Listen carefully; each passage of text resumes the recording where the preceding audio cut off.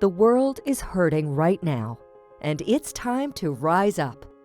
As we lift ourselves up in body, mind, and spirit, we can reach out to others and be a light in a sea of darkness. Welcome to the Movement for Global Health with your host, Dr. Mary Zennett.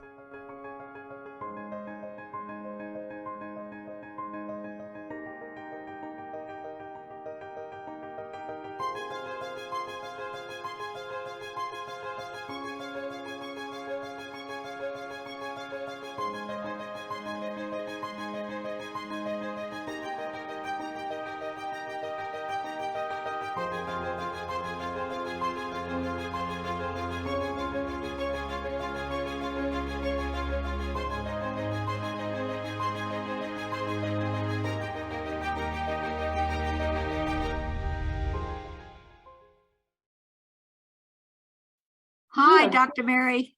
Hi, Ginge. We are here today with Ginge Guadagni, who is the CEO and concept developer of CARR for Kids, Children at Risk Resources. And Ginge, thanks so much for all you do. It's huge. Well, Mary, I am just so excited and so honored that we are co-founding this next adventure. Exactly. The Parent-Child Empowerment Series. Right. Correct. It means so much. Now, Ginge, one thing I wanted to ask you, and I think it could be the topic of our chat today, is you have empowerment packets. And I want parents to get an idea of what an empowerment packet is and why might it be very helpful for them. Well, the empowerment package came about is that I have a very good friend, and Stephanie Mon, who is the CEO of Safe Kids Now. And she wrote a book, a very, very interesting book, in empowering parents. And it was on how parents can facilitate their assets in showing how they can become empowered, so they become better parents. So I thought, well, you know what? Why don't we do something like that for a kid? How would we make an empowerment packet? Because I already have the books, the 24-page books on a variety of subject matter, and they have activities, they have crossword puzzles, search finding, and different things, and different information such as that. Pick the two that are alike, but it doesn't really feel that need to show the child that they're able to accomplish tasks and giving them a sense of well-being about themselves and self-worth, therefore empowering them to make smart decisions. I see. So that's how it came about. And then I said, now, what do we put in the empowerment packet? Now, some of them have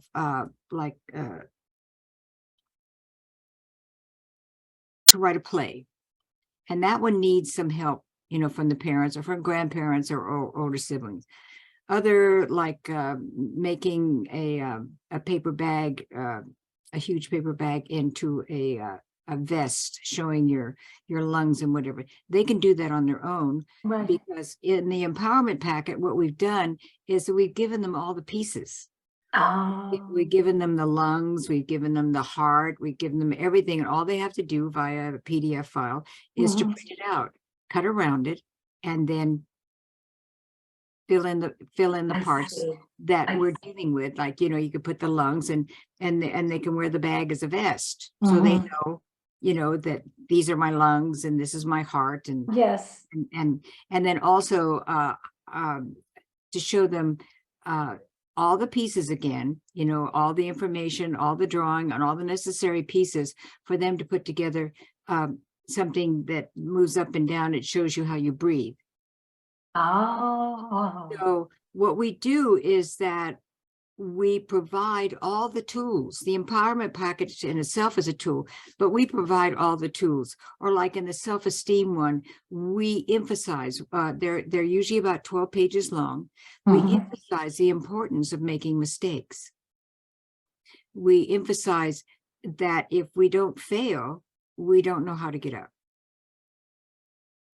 So we do things more graphically, more visually, and then we have we'll have some quiz, or we'll have little bits and pieces of information that is pertinent, like on the Louis Lung's one, some of the latest studies, we'll give a link for the parent, to, if they want to learn more information, then they can.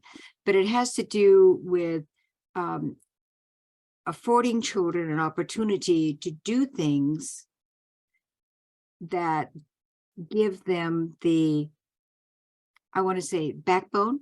Yes. To building a very strong system, a very, very strong skeletal system. So it gives them the value and the worth, and it empowers them. And in doing so, if they can get their parents to help them, or the mentor or whatever, help them on some of these projects, it's a bonding experience, which is so important, is to have that bond. So, oh, no doubt. And engage in something so creative.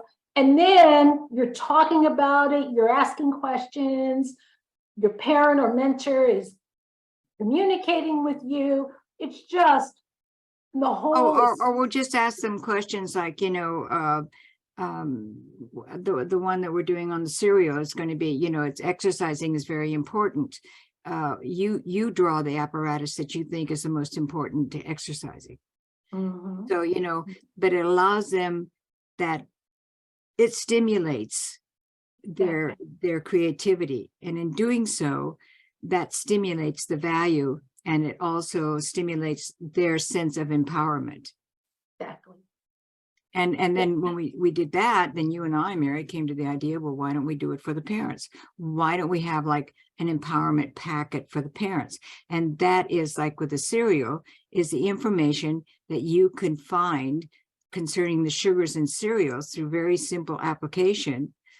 It doesn't take any time at all, but it's going to empower you to make smart choices for your children's choice of cereal. Absolutely, so, much healthier choices. Yeah. Exactly. So it just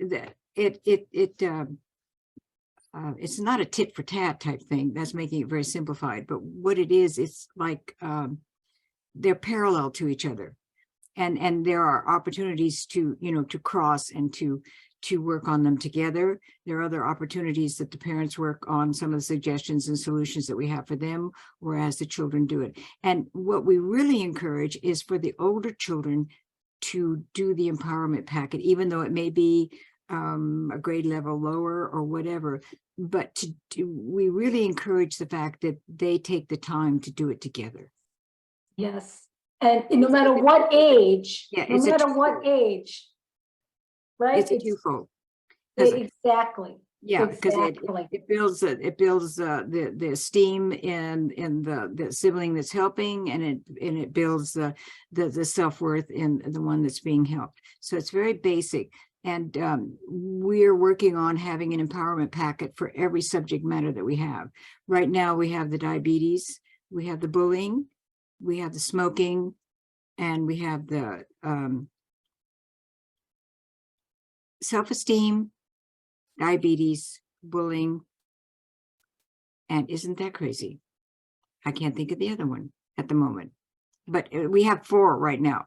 Okay. And we're going to be adding the cereal, and then we've got a couple others that we're working on, and we're going to be adding. We just added the tutorial for the cereal for the parents for that part of the empowerment, and we just in the next day or two, the bullying should be posted for the parents, the empowerment.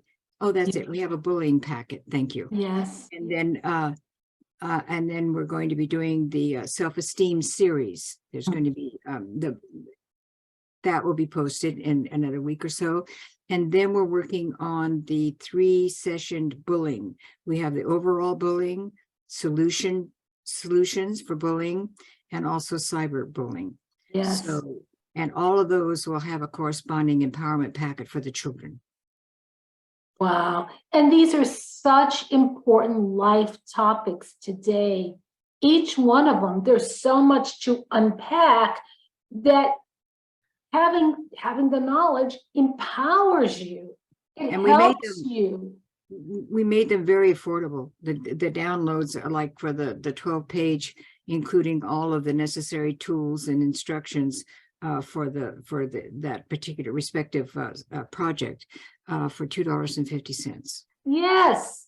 And Like you say, less than the price of a cup of coffee, literally.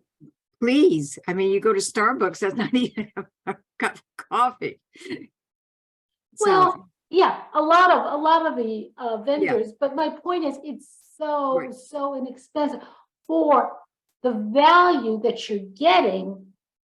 And but the key is to take action and order them, but then to sit down with them. Now, Ginge, how much time do you think for a parent to really do a decent job with the empowerment packets? How long does that take? Mary, it's going to depend on the child too, and the child's age. But you know, the thing of it is that they can do a page at a time. They don't have to do the whole packet. Okay, say for example, they only have 10 minutes. Well, they can choose one of the pages that they feel that, you know, that they have the time for. There's nothing worse than saying, oh, we can't finish this because I don't have time, because that's giving a very negative feeling to the child. Oh, you can't make time. Well, you know, I'm not important enough to finish it. So that's why we broke it up into 12 pages. You can do each page. You can do the whole thing. You can download the whole thing. You can only download 2 pages. Right. You know, it depends on your time. These are your choices. You're given choices.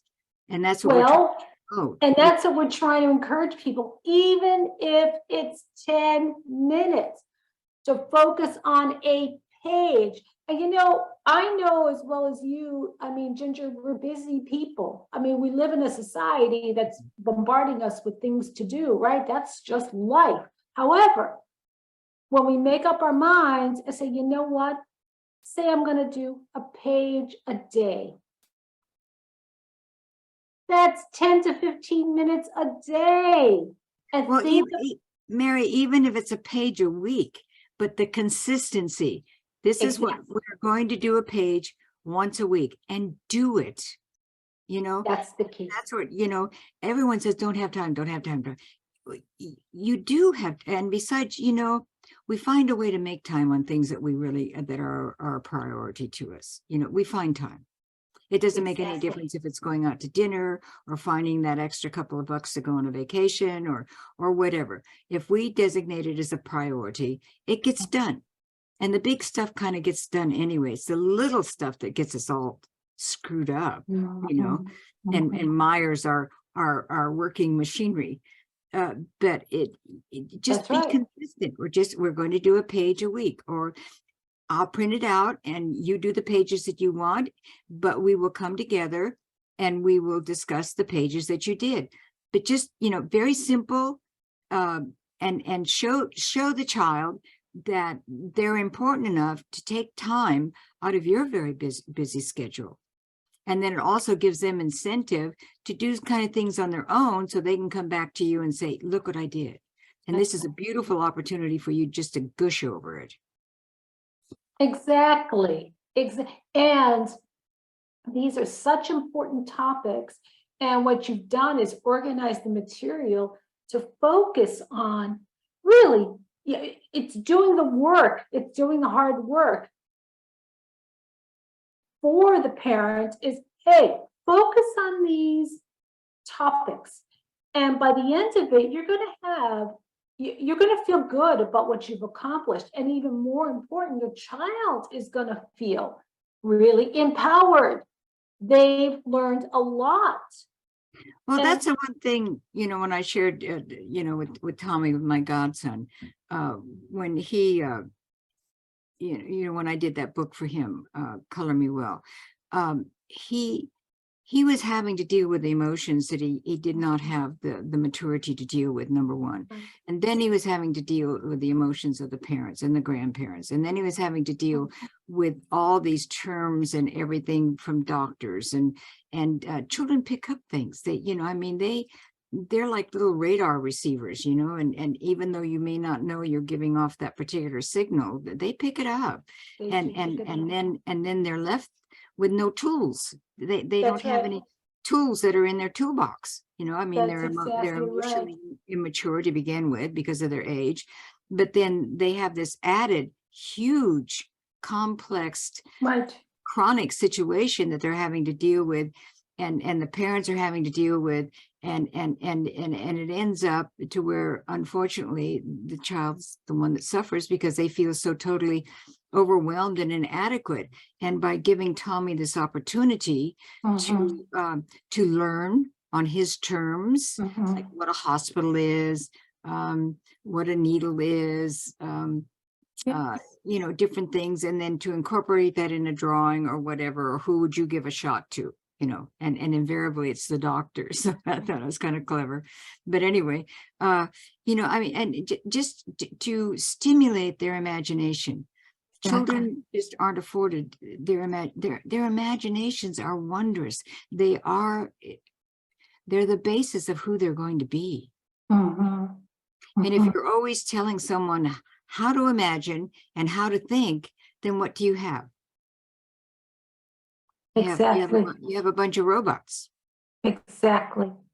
And that's so I want our listeners to hear that.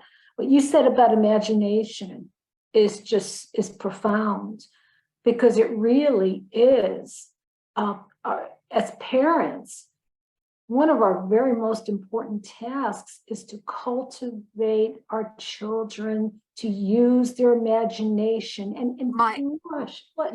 My mom made me a doll, and it was one of those really, really big dolls. And that was Susie. And where I went, Susie went. And, we used to have these conversations, and Susie did it. I didn't do it. Susie did it. But, and we would go on trips and everything. And my brother and his friend used Susie as a bad guy. And hung her, and my father tried to put her together with with bolts, and they couldn't. And she became such a part of our family that we held a funeral for Susie. We got all dressed up, and we held a bona fide funeral, and still at the ranch there's a headstone for Susie. Really? And so Susie was, she provided many, many wonderful, delightful hours of fun and like I said, imagination. Susie would take me on trips that I never would have thought of going on before. But of course, as you can tell, I had a very vivid imagination. I was a very precocious child. But no, it got to the point to where it wasn't like, if it's going to be a problem, then you see some of these instances on reality TV where all of a sudden Susie becomes a real person, and then you've got a problem. Then you have to start talking to Dr. Mary, okay? but no, it was, and my mother made Donnie, my brother's friend, and Ron to do the eulogy. And they had to. He was truly part of your family. Yeah, and they had to apologize. They had to apologize to me for what they did to Susie. Oh. And we buried her, and she stayed buried. And they never forgot that. None of us did. Wow. And I begged my mother to make another Susie. I just begged her. And then when the Cabbage Patch people came out, they came out. My girlfriend was doing she was making them a similarity, so she wasn't going to get into any licensing problems. I had her make me a Susie, Cabbage Patch Susie, dressed, have the blue eyes, the black braids, yeah. and the same dress, the same color. So, and she's in my closet. Oh, that's I incredible. think, really, with us doing all this and everything and learning all these things, I'm tempted to bring Susie out of the closet. Yes. One of our upcoming shows, you need to do that. You need to do that. But no, it was just, and we stifle the imagination, and by setting up, we have to have structure. You have to have structure. But to the point to where you're with all these same like curriculums, you're not allowing the child the imagination. You're saying you're doing this, you're doing that, you're doing that. But of course, this can kind of get into trouble too, because then when I was going to university and they would have like, multiple choice questions, I would find a reason for everyone to be viable. So oh yeah, absolutely. I didn't do well. I didn't do well on the multiple choice because now that's reasonable. No, but I understand completely what you mean. But you see, I think what you're talking about, Ginge, is that we've gone to one extreme. Right. Like, for example, the kids in second grade, 8 hours a day of rote repetition and paperwork. Where is the opportunity for the creativity, the imagination, and I'll be honest with you, movement? And what we've done today, even with movement, they've made everything competitive. So the kids that are not really that strong, is that they fall behind. But we all need to move, okay? And we all need to be creative. And this needs to be cultivated. Yeah. Well, that reminds me of my grandmother. She used to, they worked very, very hard on the ranch. They had a vineyard, and she used to, some of the workers or some of the family would say, oh, this hurts, that, that was hard and whatever. And she would look them right in the eye and she would say, she says, if it moves, you use it. Okay.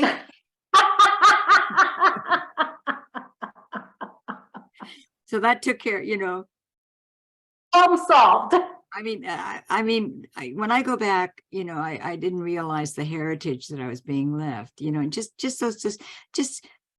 she had something to say about everything. And it was just, you would look at her. And then my mother, I think hereditarily, she picked up some of it. One time I said to my mother, I was trying to explain something scientifically to her. And I said, it's just like, it's a fact. It's a fact. It's like when the sun comes up, it goes down. Okay, it's a fact. And my mother stroked my cheek. She said, oh dear. She said, that's your opinion. Sitting there going, what is she talking? And then the more I thought about it, it may be a fact, but it's still an opinion. Yeah, exactly. But they would have this delightful way of just cutting through the minutia and boom, it just, I remember one time when I said to I had felt very proud of myself because I had, I pointed something out to someone during a council meeting. That what they did was wrong. They took advantage of somebody that they knew that they could, and in a way I chastised them, and I was being very powerful.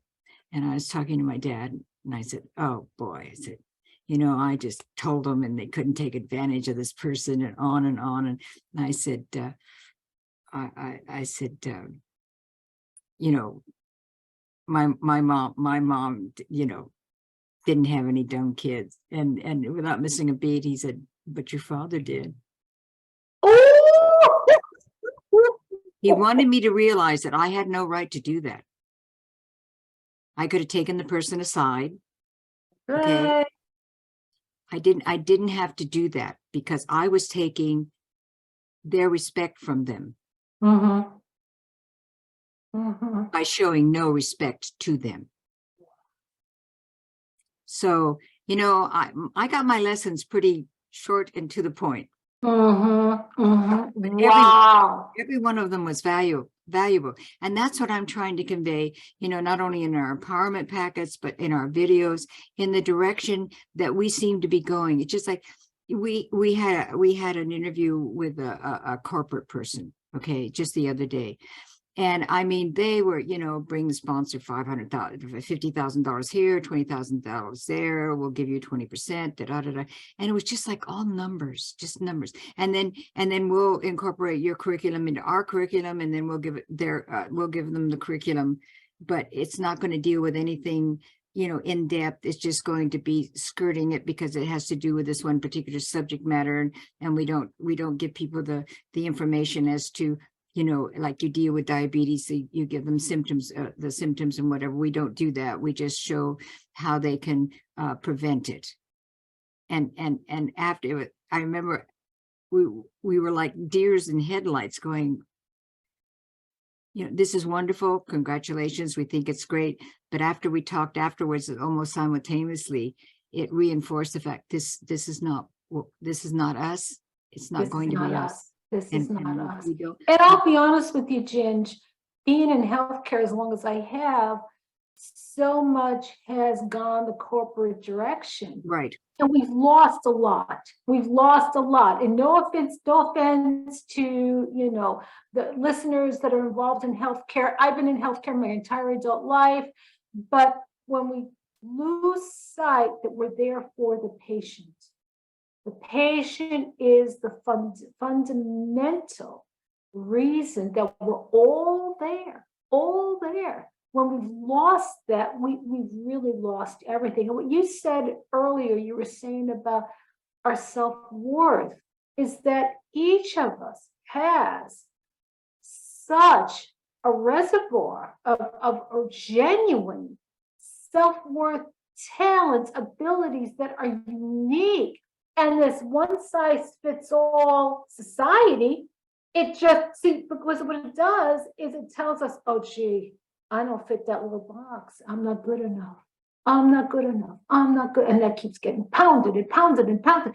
And it takes a big toll. That's why I think your materials are so important for such a time as this. I really do. They're simple. They're very reasonably priced. What, $2.50? I mean, you're talking about, oh my word. And the ones that we worked on, Mary, the tutorial empowerment for the parents. It's a video. They're over 30 minutes, and I think we were able to price those at $4.95. Yeah, $4.95. But there's a lot of content.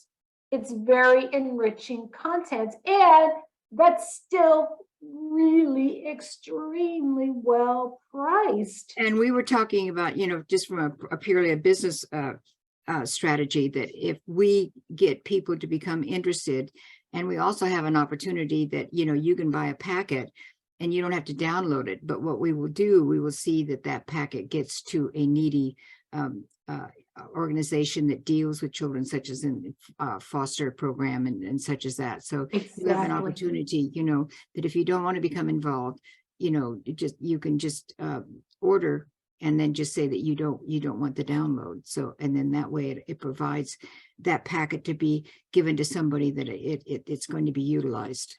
So, and it would be so needed and valued. Yeah. And then hopefully, like any business, the more that we can supply, then maybe, we can offer a package deal where we have the empowerment pack and the video, the empowerment parent video for a very, very, very nominal fee. Exactly. And all of this, would, like with the diabetes, which is I marvel at is that, just this little tiny book about, my first steps in learning about diabetes type 2. We are now in 5 countries in Africa, and they are using the program, and we have found a way to translate it into their language. Oh. And it's just very basic. It shows the symptoms. It shows how food affects it. It shows how it affects every part of your body. it shows, we designed a chart showing how diabetes runs throughout the family, and that is generational, and how they can stop that. So it's just all very basic and whatever, but it just seems like, we talked about that simple cartoon on my chest, what it's grown into, that simple book on diabetes type 2. It's in 5 countries in Africa. Exactly. And I will tell you, I have spoken to healthcare providers in Africa, and I have heard numerous times that diabetes is one of the biggest issues because there is no understanding. There's no, and then I heard this. It's like in the grocery stores, right in the front are the least expensive items. And what are they? Sweets, candy. So people not knowing, and they could be diabetic and not know it, and there they are. It's the cheapest, it's the least expensive, and it looks good. So, but doesn't that sound familiar? It's the same in our society. When I was talking to one of the founders in the Congo, he said something that I thought was just like, wow, it was eye-opening. He said, so many people don't know that they are sick. Exactly. And how do you show people that think that they're not sick? Exactly. And then like, and there's different cultural things. We don't stop to think, sometimes we get so myopic and with how we live and what we're accustomed to. Like in the Kenya area, a large person is a sign of wealth. Oh. The bulk of Right. their body, it denotes their prosperity. Oh. So, there, and that's when we talked about, having compassion, listening, learning. Exactly.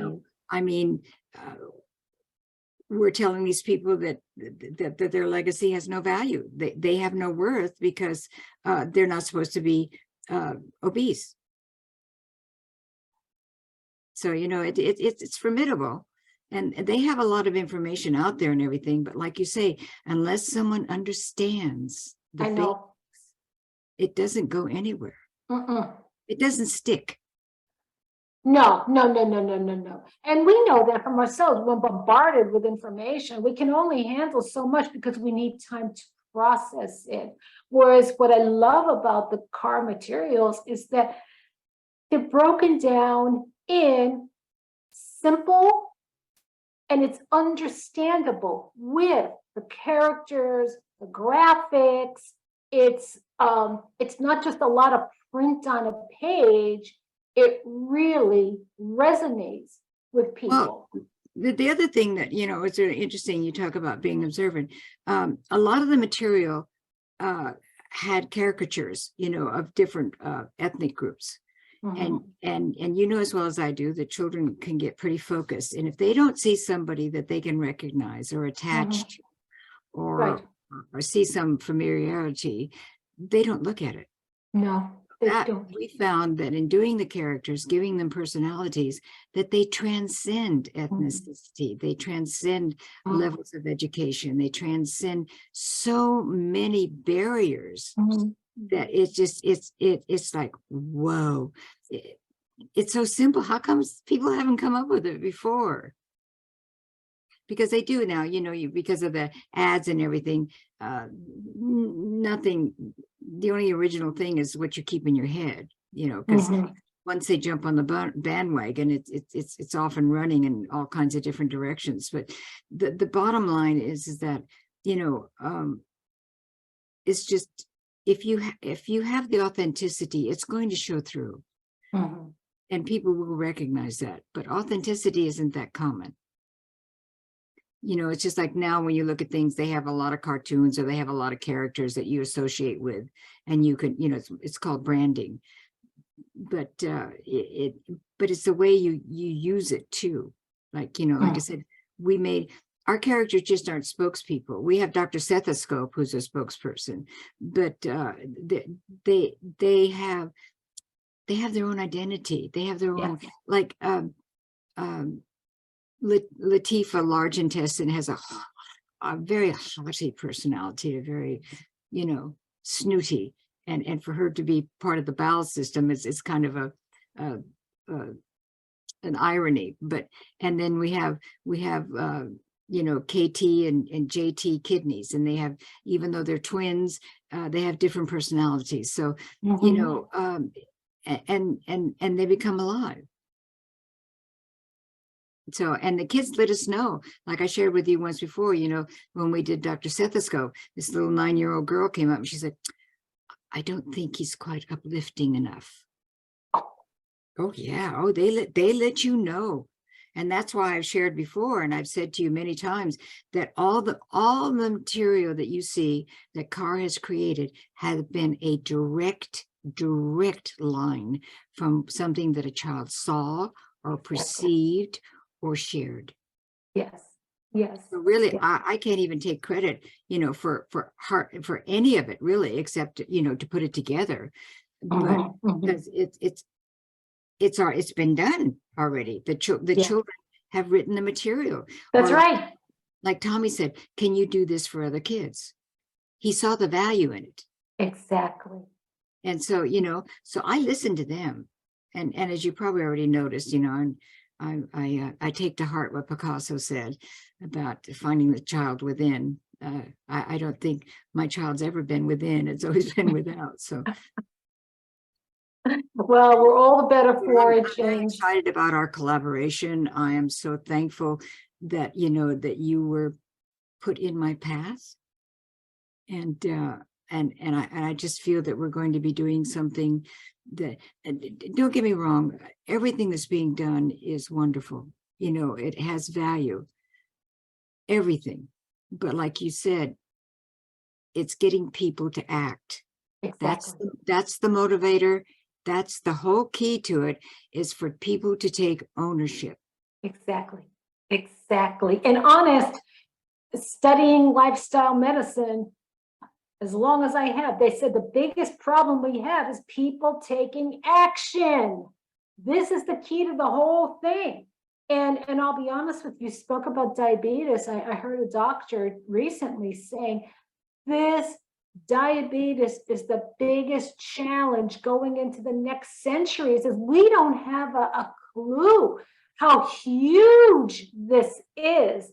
And well, I think some of the latest studies, it's like $43 billion in time off from work. Oh yeah. Outrageous amounts. Right. Not to mention the pain and suffering. No, this was just specifically corporate statistics. That's right. So again, I want our listeners to check out the link, carforkids.com. It'll appear below our interview. And also you can do /store. And then also, if you have a minute, you can learn about Tommy's story. Okay. Tommy's legacy. And then also what we did is to support some of our philanthropic adventures. We have prints that we have drawn and that are available. And now we're going to be doing them. We were printing them on a very, very fine, very rare canvas that because of COVID, we can't get the supply anymore. So we're going to be restructuring the fact that they would come out with a beautiful digital print. My friend is involved in printing, and I think that the digital printer alone is like $500,000. But oh my God, the prints that it makes on and what we've been doing, we found a way to print them on vellum, so they're almost translucent. That's very unusual. Wow. And we probably could be selling those for maybe $5. So what you're saying is, Ginge, then those proceeds or percentage of proceeds are going to be donated to Africa. all of them. From the prints, yes, from the prints. From the other side, when the downloads and everything, those cover our operating expenses. But the from the prints, it would be because it has to, we'd have to mail it out. I mean, we can download it, but it's not the same effect, being done on the vellum, and they can be like 8x10s or 5x7s. And, we can just send it to them, and then they can mat it or do it whatever they want with them. But we're willing to, for like to mail them, oh my God, the mail is getting ridiculous, just to mail something like that. And we have to have a backing, so, it doesn't get crinkled up. So we're kind of in the process of changing all of that. And like I said, and printing it on this particular paper that we found, and we found a way. And that's been interesting too, because, not knowing anything about art or anything. So it's been fun. Like someone said, well, that isn't supposed to work. And I said, well, isn't that wonderful? My ignorance prevails once again. But the prints are very unusual. I'll show some of them on the next time. But this gives us a way to help others. That's beautiful, beautiful. So again, CARR 4 kid, and it's a 4. CARR 4. The number 4. Kids.com, and we'll have the link below. But I can't wait to have you on upcoming videos, and we can meet Susie, and I have to go dig her out. So, but yeah, and she was and let me I tell you, even though we were adults, I wouldn't. My brother's never been allowed to hold Susie.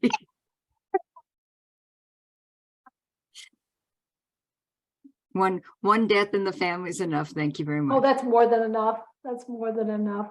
But all right, Ginger, it's been delightful having you here today. And again, I would encourage our listeners to check out CARR4Kids.com, and you'll see the incredible array of resources that are there.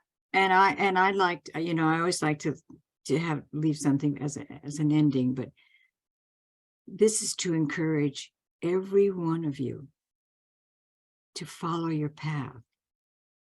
Your path is put before you. You have a decision whether to follow it or not. And it may go against the grain, it may go against all of society, but you follow your path, and you're going to have so many outrageous rewards. So follow your path. That is awesome. Awesome. Thank you so much, Ginger. And thank you, audience, for your attention. And we'll be back soon. All right. You have to check with us wild and crazy ladies here. We're having fun. Bye-bye. Bye-bye.